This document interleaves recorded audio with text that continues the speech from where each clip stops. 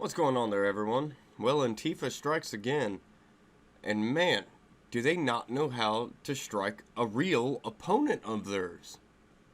I mean, I think everyone to an extent is an opponent of Antifa because Antifa's a joke, but you know what I mean. And if you don't, I mean people like the neo-Nazis and stuff like that, actual fascist type people. But they don't know how to go after those people because those people might come after them back. And that scares them. But let's get into the story. From the Post-Millennial. Breaking. Activists threaten to shut down Dave Rubin and Maxime Bernier event at Canadian College. Good. Good on you, Antifa. You're always trying to shut down moderate people. Yay. It appears that Dave Rubin's events with Canadian candidate for Prime Minister Maxime Bernier may have its venue cancelled. This development occurred after local threats against the venue by Antifa, as well as the publication of a bizarre and defamatory op-ed in the Hamilton Spectator. Quote, "It appears that my event with Maxime Bernier on September 29th has been cancelled due to threats from Antifa, and this insane piece in the local paper.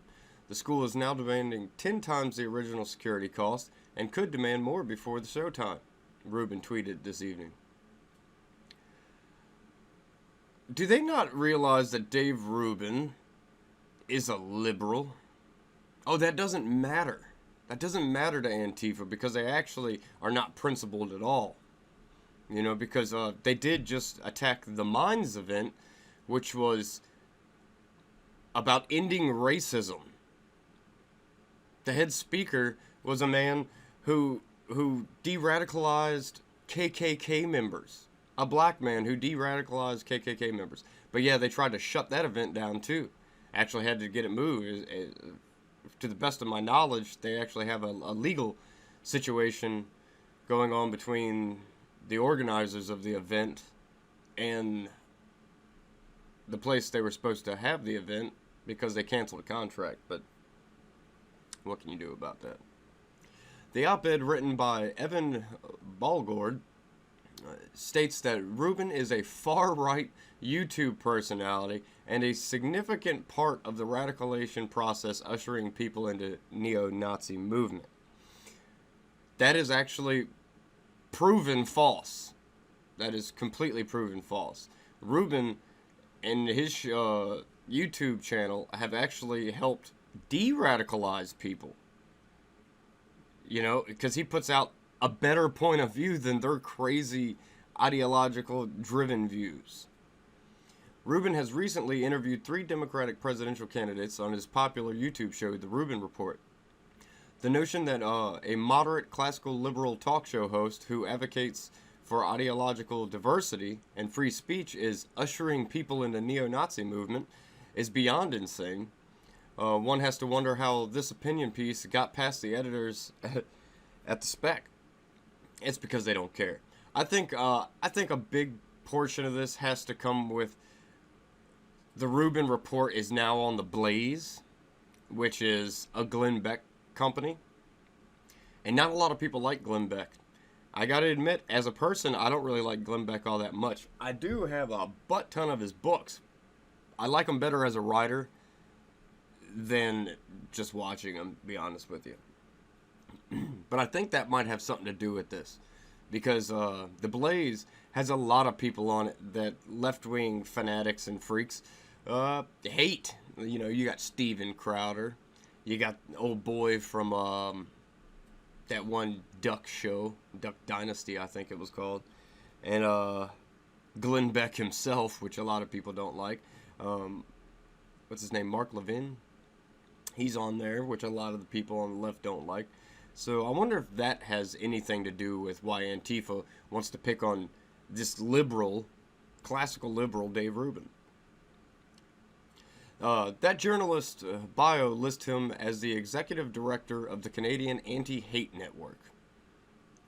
It's funny, whenever you see the word anti-hate, you know that the people that are going to be in that network are going to be just hate-filled people.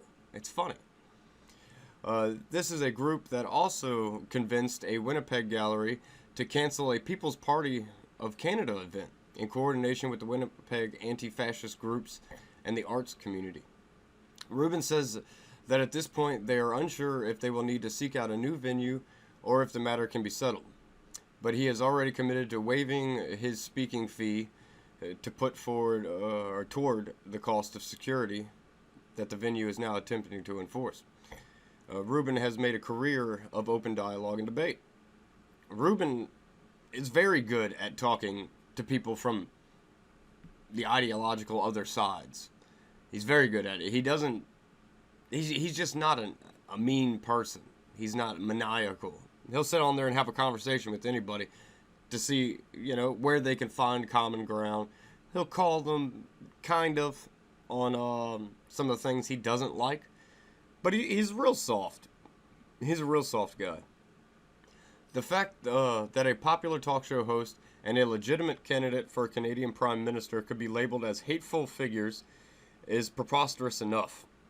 But now, they have now been targeted by far-left ideologues to the point where their speech is in danger of being silenced. This is unacceptable, and Canadians must not stand by and let it happen. Canadians, Americans, Westerners, all of us together need to stop this type of stuff from happening. This is ridiculous.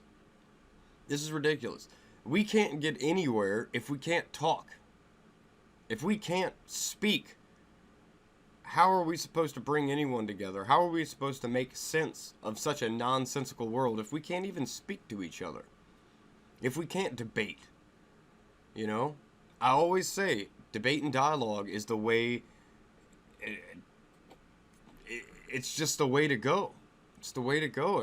If I'm sitting here and there's a leftist around me, and they're sitting here screaming at me or something, for whatever reason, who knows why they would be screaming. They scream about everything, it seems, nowadays. But if they were sitting there screaming at me, I would ask them, hey, let's have a conversation. Let's step to the side real quick and have a conversation. Let's actually try to talk, see what our differences is, and see where we actually have common ground. But they don't do that. They refuse to do that. They're scared to do that. I don't know why. I don't get the far left mindset. I don't understand the far right mindset, and I definitely don't understand the far left mindset either. They're both crazy, radical, ideological, just madness. It's madness. It's madness. It's ignorance at its finest. They say ignorance is bliss. I'm starting to think there might be something to that, because these people, they seem to be real proud and happy every time they shut down someone's speech.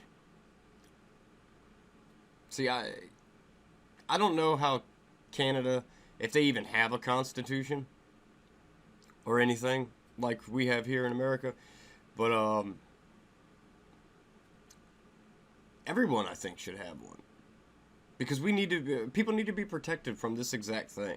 You have Dave Rubin, a classical liberal, Maxime Bernier, which used to be part of the Conservative Party. I think he's more of an independent now.